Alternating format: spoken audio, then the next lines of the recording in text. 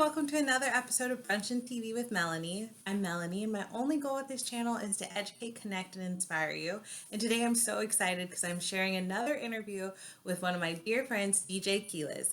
DJ Keelez is a high energy DJ based in Los Angeles, and I always tell my clients if you want a party, you hire DJ Keelez. So please enjoy this interview, and I'll see you on the other side.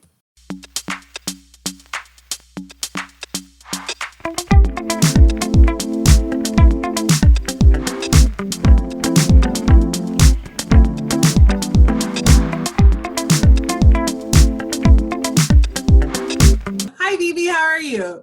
Oh, good. How are you? Great to see you, Melanie. Good to see you too. So go ahead and introduce yourself. I already did introduction for you, but I'm sure you'll do a better one for yourself. Yeah, absolutely. No problem. Yeah, so I am DJ Keelez, owner of DJ Keelez and Associates. We specialize in high energy, super fun events, parties, corporate functions, and now virtual events. And we're also LGBTQ wedding experts as well as multicultural wedding experts. And we're based out of Los Angeles, but we work all over Southern California and nationwide, actually. Nice. So I have a few questions that we'll ask about business, and then we'll go into a little personal, and then we'll have some fun games at the end. What was your job before DJing? My job before DJing, I actually worked in front office administration of a doctor's office for 9 years. Oh, wow. Yeah. How did that help you with like running your business? Well, I mean, it helped me be able to deal with clients better and kind of have that little professional tone when I needed. Definitely helped me with the administrative sides of things. And also, I think gave me the patience to run a business and understand, having to keep clients happy, for a lack of a better, way to put it. Oh, yeah, I'm sure. And then, so how'd you get started DJing in the first place? So I have a brother-in-law who's a DJ, so I kind of saw that people could do it as a living. So that was my first noticing that you could actually do it. Then I went to my first, party that had a live DJ and saw what they were doing and realized. So my brother-in-law does a lot of like house music, right? And so it was cool to see that he can do that for a living, but it wasn't necessarily my thing. So fast forward to when I went to an actual event where the DJ was playing music that was more of my alley. That sparked more of an interest, which kind of remained in the back of my head. And then, a few years later, I actually was going through a breakup and needed something to take my mind off of that. And then I signed up for some DJ lessons, and then the rest is history from there. Yeah. Wow. And so how long have you been in business? So I've been in business for over 10 years now. I've been full-time. I've probably been full-time for about 8 or so years at this point in the game. But yeah, I've been in business for over 10 years, maybe a little longer than that. Nice. And so if I'm going to hire you to work with you, what is the process that I would go through to get from booking to sign contract to final event day? Yeah. So the process, you would reach out via email, of course, let me know what your needs are. For weddings, I tend to have a pretty umbrella package because most weddings need, I kind of know the structure of most weddings. So I try to have a package that meets the needs of the average wedding person. Then if they need to, take away or add from there, they're kind of more than welcome to do so. But I typically have a standard wedding package at 6 hours. And then if they need less or more, if it's only a reception versus ceremony, we tweak it. So for weddings, it's kind of that. And then for events, it's more based on what the client needs, because not everybody's created equal, especially when it comes to corporate events. Sometimes you're literally just background music, sometimes you're emceeing in background, sometimes you're putting on a whole light show, and it's a whole thing. So the price is going to vary depending on that. Right. That makes sense. And then, so if I'm a bride getting married, what do I give you to be able to set the tone for my wedding? If you are a bride, like what information do you give me is what yes. Do I give you a list of songs? Do I give you just like a tone that I want? Like what is So in terms of the planning process, I might have not completely answered that other question. So you reach out to me, email, I set my pricing based on that. And then once I figure out what you want, I provide you, there's a contract signing, and then I give you planning forms that break everything down for all sorts of events. Yeah. So they're digital, online, and really detailed. So it breaks everything down from when the guests arrive to last song of the night and everything in between. And so that's how I'm going to get a general feel for what the client is looking for. And then outside of that, I will have a meeting with, I drew a blank there, but I caught up. Outside of that, I have a meeting, in-person meeting with the client, or now it will be more virtual meeting to review those planning formats and make sure we're on the same page. And then on the day of the event, do my best to execute it with them. And then I'll usually create some sort of a timeline with the client. And if they have a wedding coordinator or event planner, I will, touch base with them, make sure we're on the same page, let them incorporate what we've talked into their timeline, ultimately using, the event planner's timeline. And then get the event executing from there. Okay, cool. And then, so I know DJing, especially in events, from working in that, it's mostly a male dominant industry. So how is that for you? And like, is there anything that's hard about it, or anything that is it easier because it sets you apart, or what are your thoughts on that? Being a female in DJ in the male industry is what your question is? Yeah. Oh, I can answer this one. So yeah, no, it's definitely hard, or you have to, there's, I think, a level of proving yourself. Nowadays, I have to say, there are a pretty good group of male DJs who have no question when you come in the room, they can definitely, respect you if you're a good DJ. Oh, that's awesome. There's other ones, a little harder to prove. I think there's definitely, when I first stepped into the DJ game, there was definitely a lot more shock of, oh, wow, who this is. I think the more successful you are, the more they're going to ask questions. Right.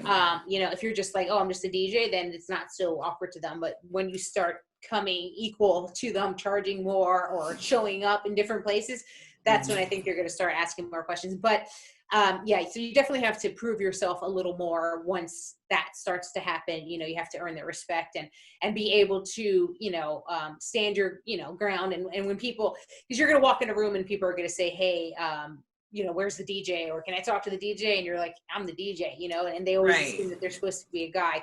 So you definitely have to be willing to kind of, as politely as you can, inform people, actually, no, I'm the DJ, and kind of take it from there. But I definitely think as a female DJ, you have to be a little more assertive, especially business-wise. I definitely think people will try to get cheaper pricing from female DJs than male DJs.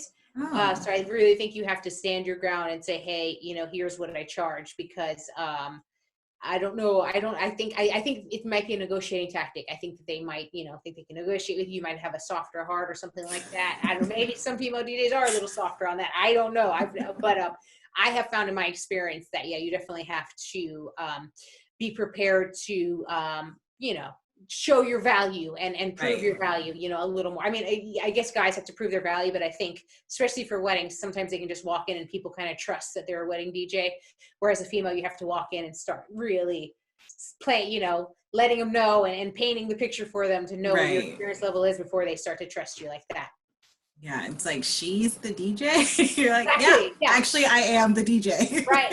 And, and again, for corporate events, as a female DJ, it's not the same, but a wedding, for particularly people, especially, again, a few years ago, people really expected that man in like a tuxedo with the cheesy jokes. Right. So, and it still happens, but it's definitely, I think it's shifting now. But you definitely, I think as a female DJ, get a lot more people kind of coming to you like, oh, and giving you like that little, nod of approval or something like that. So it's interesting. Do you like when people give you song requests on, like, while you're DJing at an event, or is that like, no? I'm actually okay with song requests. I'll be honest with you. From a DJ perspective, it helps me read the crowd. Okay. But it can be problematic when people are very persistent about their requests. And I think that's where the no request thing comes in. Because, I think if we can work together mutually and I can say, hey, great song choice, it might not work. Can we compromise on this song? It's going to work better. But if you come at me and you're like, no, this is the song, I don't care. As a DJ, you're like, hey, that's not really going to work for the mix that I'm doing. So, or, because you have to be in a certain BPM, you might be in hip hop and they want like classic rock, which you can make it happen. But if you want your mix to sound good, it's going to take some time. So I might be able to immediately get it in. It might take me an hour. So if the requester is able to get that information for me within the like minute and a half that they have to chat with me, then we're good. But if they're persistent, if they're drunk, I mean, some people do get mad. I've had people will throw money, and I know people, let them take your money, but like they do it in a rude way. And then if you don't play their song, they come and like ask for it back. Like it's, it's like people get crazy. And it's always been a thing where it's like, I've always been shocked at some people, like how crazy they get over a song request. Right. Or, you know, I've had people pay a lot of money for a song, and I just think, wow, like I've never wanted to hear a song that bad, you know?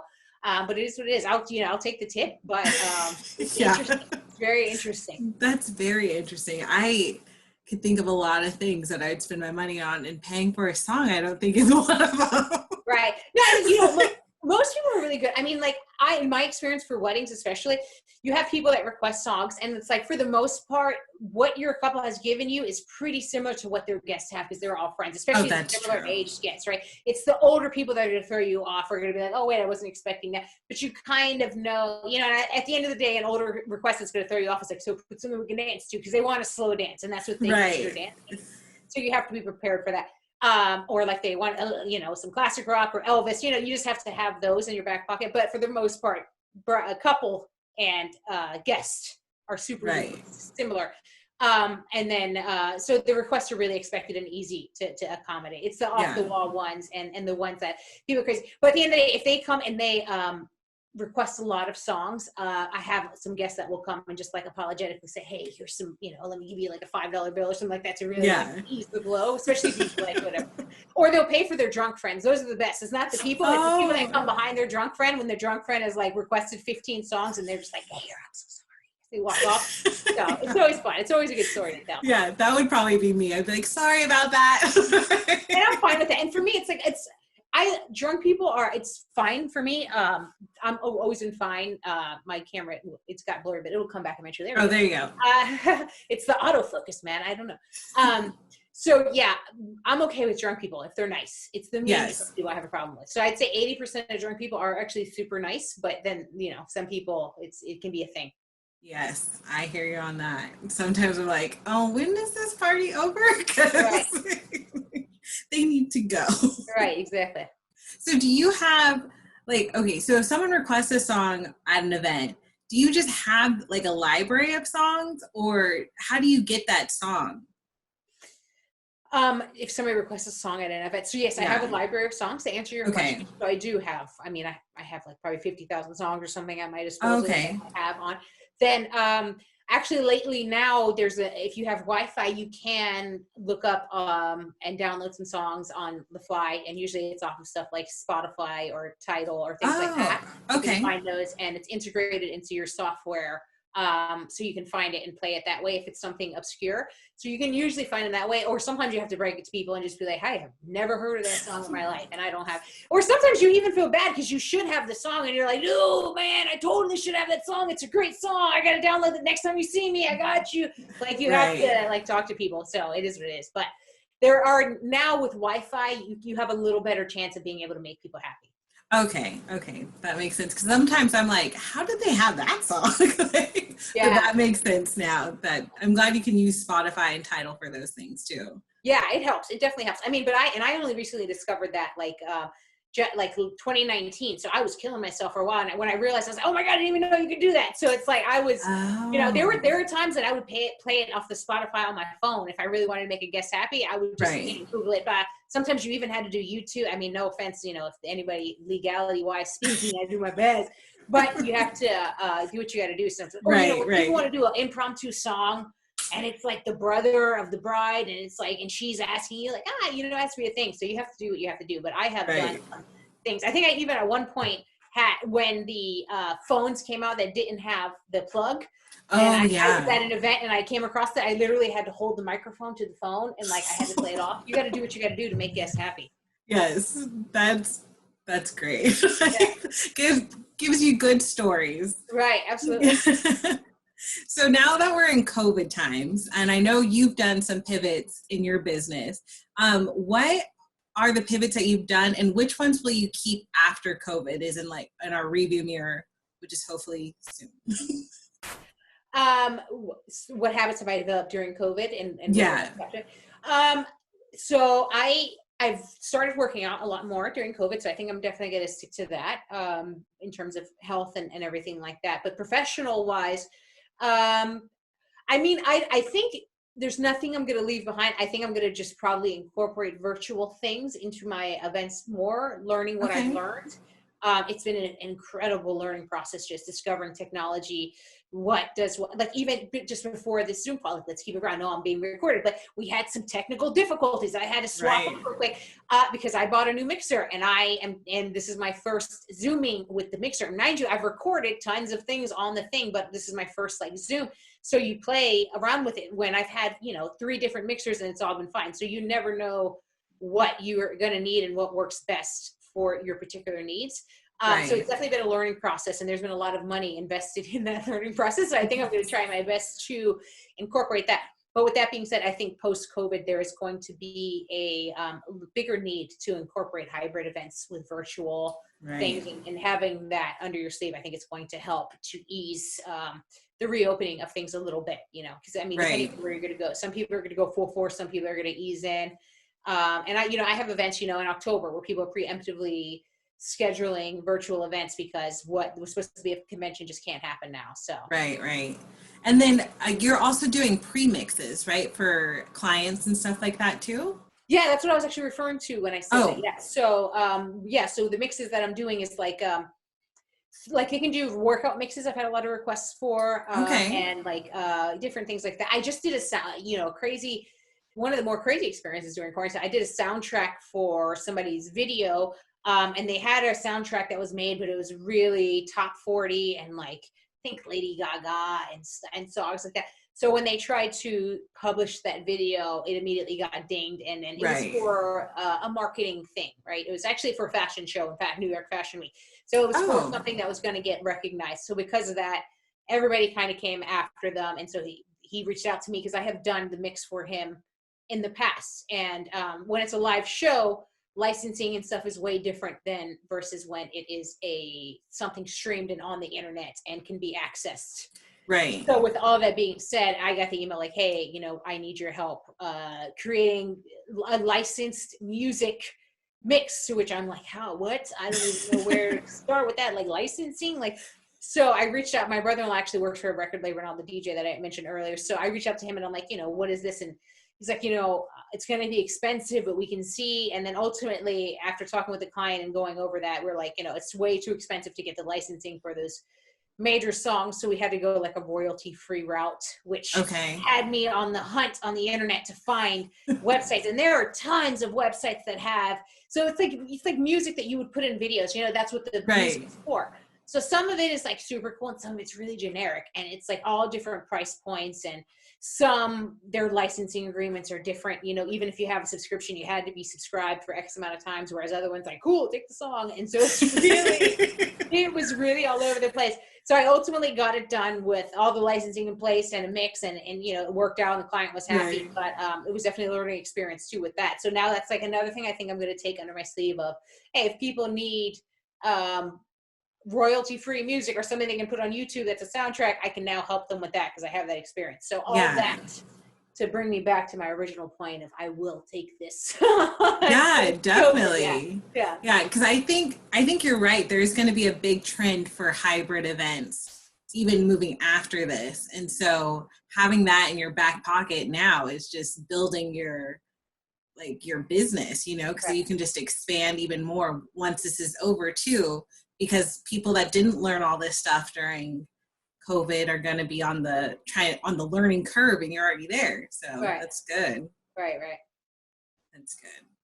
So now that you're engaged, how is it going trying to plan a wedding during COVID? Well, I'm not really planning my wedding. I'll be honest with you. I'm kind of waiting for it to. Because I am the kind of person that I'm going to want dancing and the full shebang. So it's like I'm not going to do like this microwave. I don't have that much. I don't have that kind of money to spend on doing micro. Oh, And I get it. I'm not knocking the micro weddings. It's more power to you if you really want to have the small wedding and the big party, or however you feel. Again, more power to everybody. For me personally, my heart is set on the true thing, and we've been together for 10 years already. So it's not like. We've adapted to life as a not officially married couple. Right. So it's like, what's the rush? Right. What's the rush? So with that being said, I think when the time is right and we actually can, and I've caught up a bit with the clients who've postponed. And that's another thing too, my income really significantly dropped, and here based on what I thought it should have been. So it's been a whole different ball game. But so I probably, you know, next year when things get back to normal, we'll be more likely to start that planning process. So I'm guessing right now, probably 2022 or something would be more. Okay. Nice. And then have you like recognized any differences from being like the wedding pro to the client in just like the research portion of it? Have I recognized any difference in, well, I think as a vendor, you know too much. And so I think you kind of go in, I think, and you can ask too many questions and then they kind of are just like, and you realize stuff you didn't even know. You're like, oh my God, I didn't realize people were paying for that, you know? Right. Yeah, it's a whole thing. So I've definitely learned, what my clients go through when they're, you know, planning an event. But for me, I mean, I think it is a different experience, because especially when you're talking to a venue as a potential bride versus as a, hey, I'm going to come to a wedding. I mean, the way they treat you is a world of difference. You know? So that is something. But yeah, I mean, it's been a learning experience. But I think I'm definitely, my experience in weddings has made me narrow down exactly what I want. So I can kind of go into a venue and say, hey, listen, I know exactly what I want. Like, I need an actual kitchen. Like, I know we can build something out, but I don't want to do that. Like, you know, it's like this and that. Or I personally, I'm kind of leaning towards more of like a hotel or something that has more inclusive options that'll come with, like, you know, wait staff and all that stuff, even though I know, you know, it costs. Like for me, the ability to have it all without having to worry about it is worth spending a little more versus, you know, trying to save money and piece it out. But again, props to mom and pop vendors and people who do that. Like there's not, you know, it's really, I think, a personal preference in terms of how you do that. But I think for me, the more difficult thing is going to be the vendors that don't get included in that package. So, you know, I think, like, you know, when it comes to like picking a photographer, DJ especially is going to be the hardest for me. I bet. You know? And then also, I don't want to hurt anybody's feelings in terms of I don't use somebody for something. So I really am kind of treading lightly in terms of that, of making sure that, you know, I'm not having any false hope out there. Like people think, oh, you're going to use me. Like, I just want people to know. And if you're listening, no offense to you, you're all great, but there's only room for one.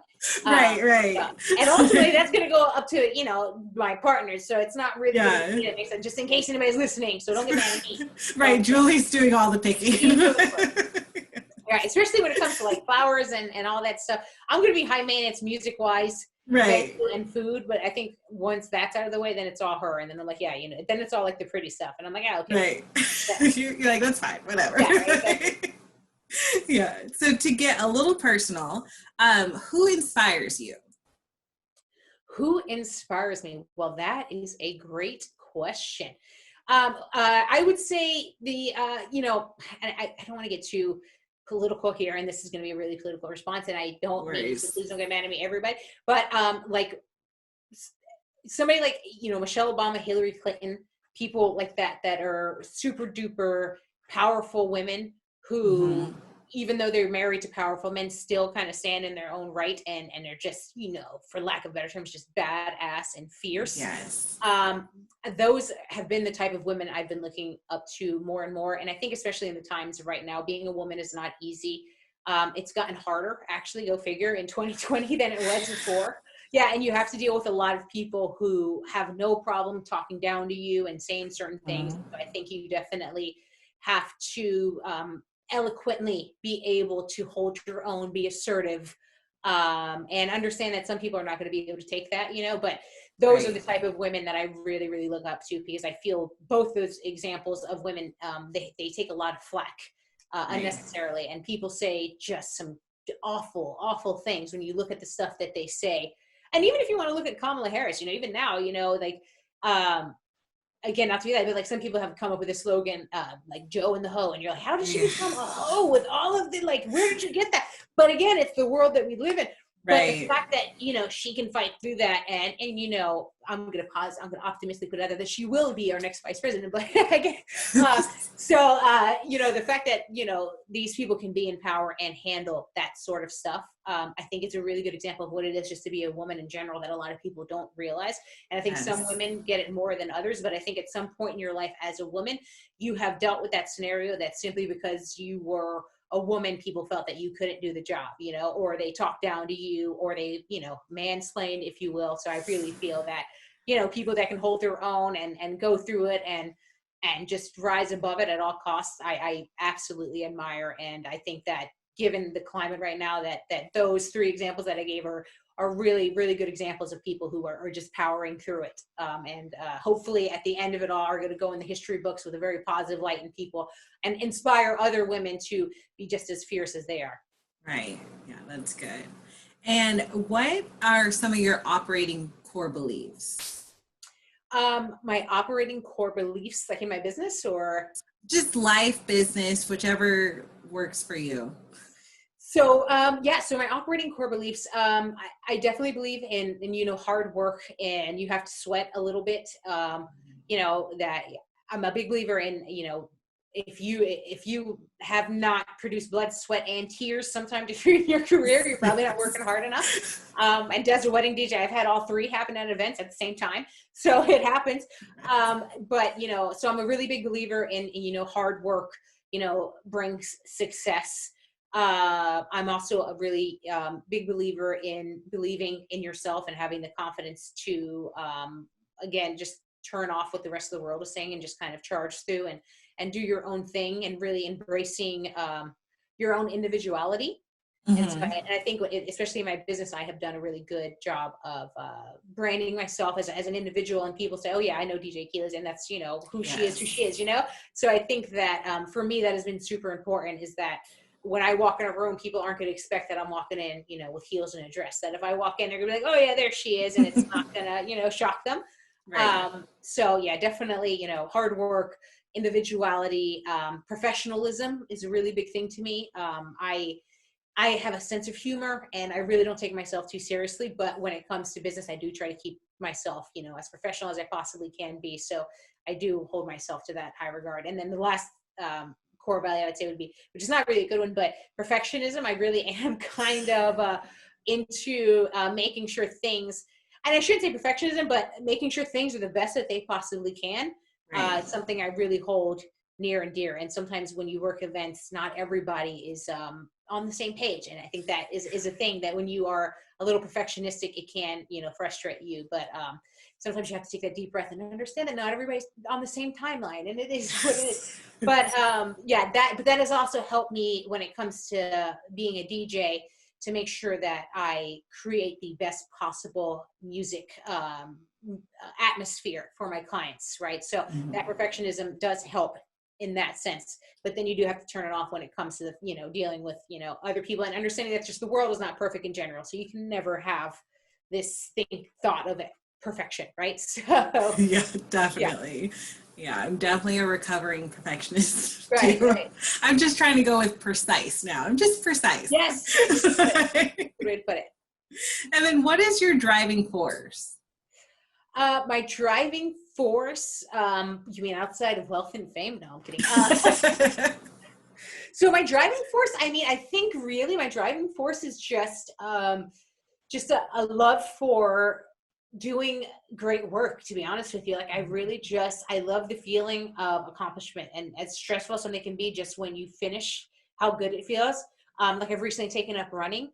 So it sucks when I'm running, but for me, the one thing that keeps me going is just knowing once I'm done running, how good it's going to feel to say, cool, I ran today, And so for me, I think that definitely kind of keeps me going, and really is just what keeps me in this industry in general. It's just knowing that the outcome is so much better than all the stuff that leads up to it. Right. Yeah, so.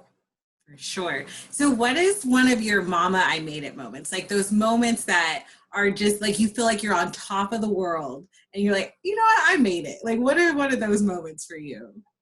I'd say one of those moments is definitely whenever I've done like a really huge festival, or an event that just has like thousands of people, and you're sitting there and you're looking up and you're like, wow, this is super crazy. Or, there's moments as DJ, you're taken in the back door and you're just like, and events just don't look the same way as when you're on the other side, Right. And it just makes you feel like, okay, yeah, this is it. So, I think just now is really the first time I've ever kind of looked back and reflected on my career and said, wow, I wasn't doing that bad. So I think it's tough for me to answer that question, because if you ask me in 2021, I probably will be able to appreciate and be way more grateful than I was in the previous years.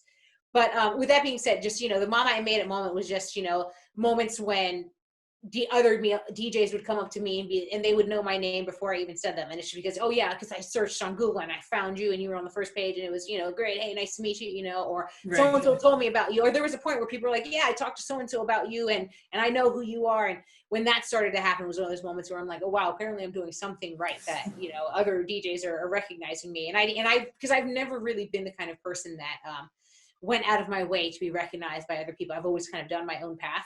And if anybody noticed it, that was cool. But if not, I was always doing my own thing. And it wasn't until the recent years where I started to network and get involved with other vendors, to where I started to realize that people, know who you are in this industry is only but so big, and it is what it is. So, but yeah, that was definitely the moment that I realized. I'm like, oh wow, people, know you. And I think I kind of also realized I was like, okay, cool. So maybe not so many drinks at the networking event. Now people,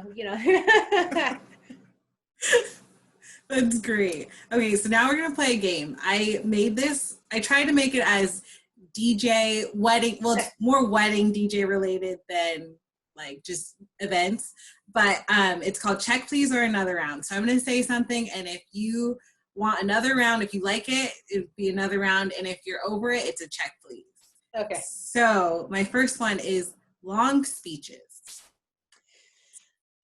Check please. Yes. Everybody, can I put a disclaimer though? If it's an amazing speech, go for it. I've seen some phenomenal speeches to where you're dying and you're just like, this is great, keep going. But then there are some that are like, chapter 1, Timmy was born. And it's those, it's check please for sure. Yeah, when I was writing that, I was like, but what if it's funny? Yeah, right, exactly. Okay, sparkler send-offs. Sparkler send-offs. I mean, I don't want to knock them because I know people like them, but me personally as a DJ, it can get kind of complicated, and it's going to kill your dance floor, more than. But I mean, I don't know. I don't really have a problem with them. So again, I don't know if it would necessarily be a check please for me outside. What was the other? Is check please or what's the other option? Another round. Another round. Yeah, I mean, it's tough. I don't want to say another round because it's tough. I mean, I'd say another round for clients. It doesn't bother me that much. Okay. But if I were to give you my professional advice and you said, I really want a raging dance floor, I would probably say check please, because I would say then, you're guaranteed your party has to end at least 15 minutes early to get that coordinated so that we can make it happen. So it's just going to be, what's more important, the sparkler send off or the dance floor? That's going to be the best answer I can give you for that. It's tough. Right. So you and Julie are not having a sparkler send off. Yeah, I probably would have it. No, if I had a send off, it's going to be like you're walking to the parking lot and all this. Like, yeah.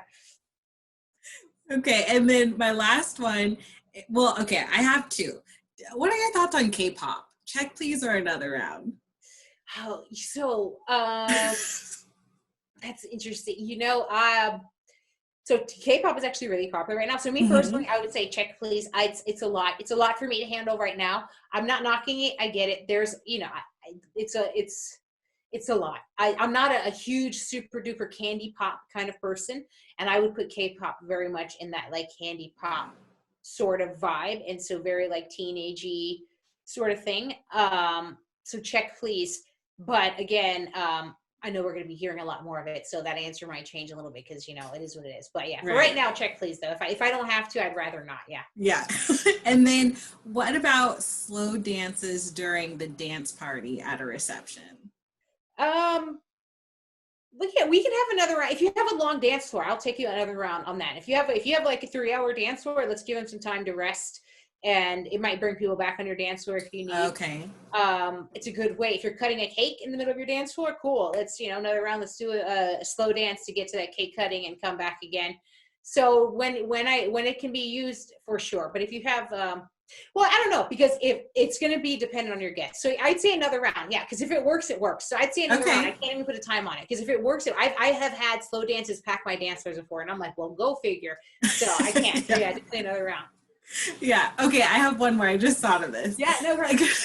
I can't help myself. Sweet Caroline. Ooh, okay. Sweet Caroline. I'm okay with Sweet Caroline. Okay. It's fun. I'm good with interactive dances. I'm actually okay. As long as the guests are okay. I'm yeah. fine with that. Yeah, but would But you play the whole Cupid shuffle if no one was dancing, or would you cut it and try and transition to something else? oh yeah, no, if nobody's dancing, I mean, hey, and sometimes people don't know. They request it and they don't even know how to do the dance. So they're like, oh, cool, here's a song. That's true. And that happens more with the wobble than anything else. When people hear the Oh, wobble and they just don't, and even though the wobble is really easy because it's really just yeah, like, oh, it's just like 2 moves and then you kind of right. do it. Most people don't know how to do that. So, but yeah, I'm okay with cutting it off. It happens. And sometimes people don't know Sweet Caroline. You can play it and they might not know it. So it depends on your crowd. Oh, interesting. I feel like everyone, if they've been to a wedding, has probably heard Sweet Caroline a few times, but. Yeah. You know, actually, I'll be honest with you. My clients tend to be more anti Sweet Caroline, more anti. Oh. I'd say I have like 60% of my clients are like, yeah, no Sweet Caroline, no Shout by the Isley Brothers, no whatever. But then I do have clients that are like, yes, Shout is amazing. I love that song. And it's super fun to play on the dance floor. Right. So I'd say for me, I don't really think about it too much because when I do get to play it, it's almost a treat for me because I don't play it that much. Okay. But I do know there are some DJs that like they feel like it has to get played at every wedding. And I heard one the other day say that they play it during dinner, which I found interesting because I would find it to be a dance thing, but maybe it's a dinner thing depending on your region. But I guess so. and weddings are interesting too. And another fun song, if you want to talk about fun songs, the chicken dance is actually that is the one that really is like, oof, I don't know if I want to do this. But people from the Midwest really love that song and they will go crazy. They'll be like on tables and just like doing their thing. Oh. But if you played it for a California crowd, they're going to look at you like, what is this, a hockey game? Right. Yeah, because I'd be like, wait, what? Yeah. But I've had couples request it, and it's their thing, and you know it works. But again, it has to be for them. So everybody's different. So whatever works. But that one is always kind of like when I play it, I'm always just like, I don't know. So yeah. So this one is unpopular opinion. So this is where you tell me or us an unpopular opinion that it's unpopular, but you stand by it. Trader Joe's pre-made food kind of is not very tasty in my opinion. Oh, I would agree with that. Right? I mean, it's tough. People fight me on this, and I'm going to say Trader Joe's has its good points. Don't get me wrong, but in my opinion, the majority of Trader Joe's food is not very tasty, and I am sorry for anybody that might offend. I can't get down with the get down. I just can't do it, but it's fine. You know, I appreciate the effort. I do appreciate the effort. But cheap booze is always good, so it's more powerful. That's true. Yeah, but it's very bland. They're pre-made food. Yeah, it's very bad. Yeah. People love it. And then when they try to be like, oh yeah, here, replace your, something with jackfruit or something like that. I'm just saying the whole thing. But it is what it is. It's fine.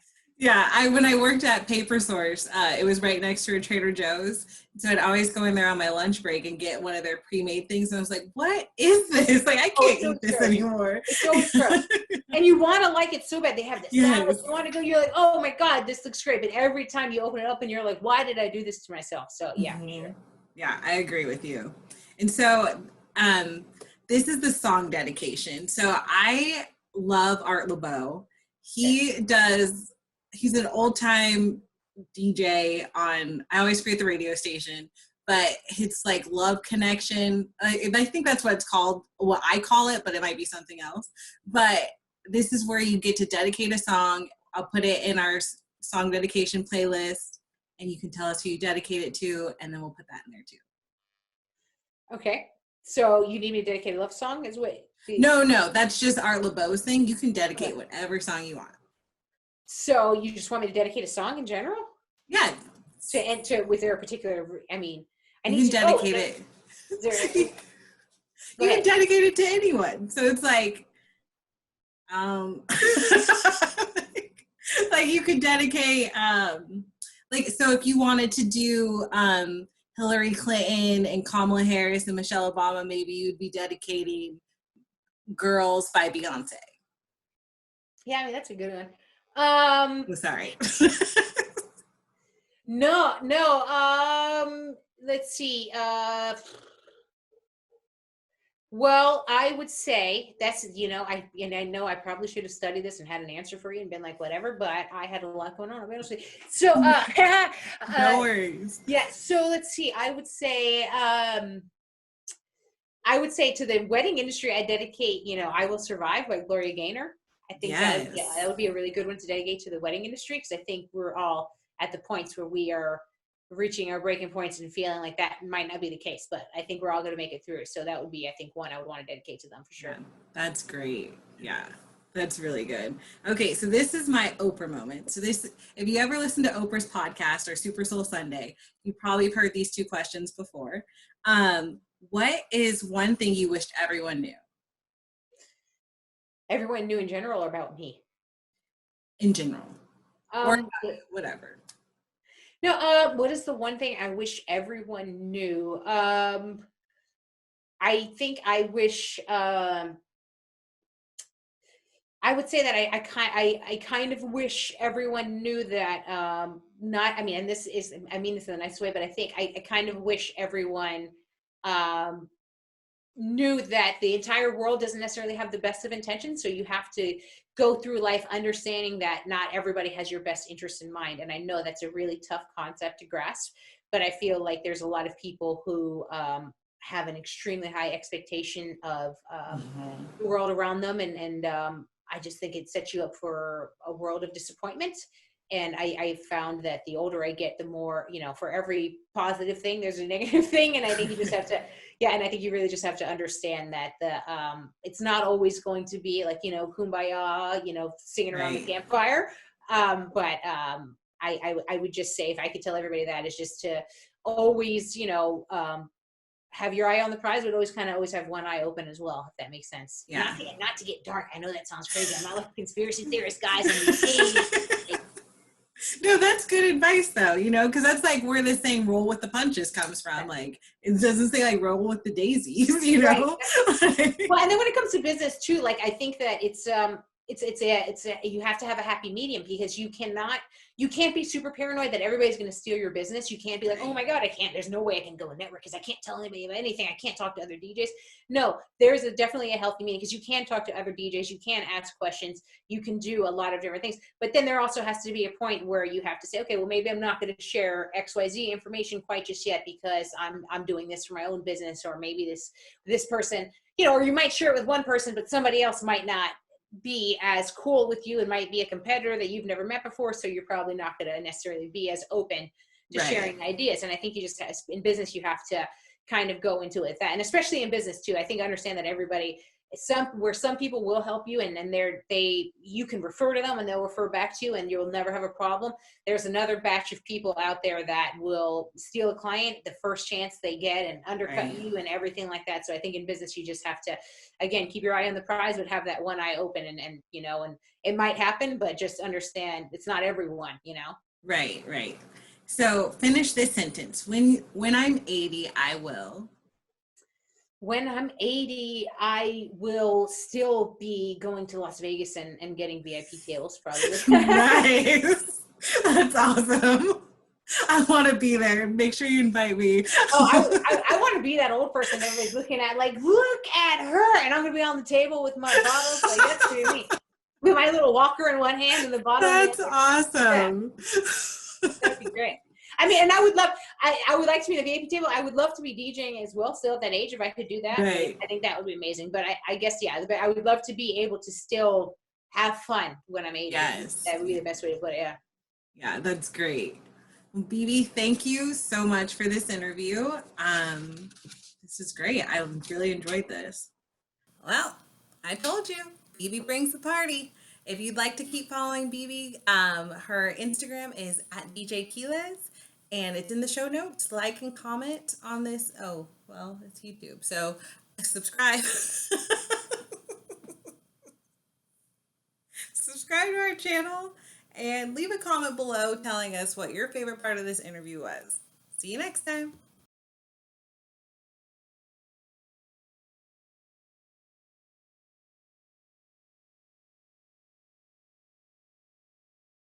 Before you go, I'm so excited to announce that we have just launched our first Dear Newlyweds Guide. It's 5 wholehearted tips to wedded bliss. You can download it in the link in our show notes, and I hope it enhances your wedding experience. If you have any questions, please go ahead and hit reply to that email that it comes in, and I am more than happy to answer them. Happy planning.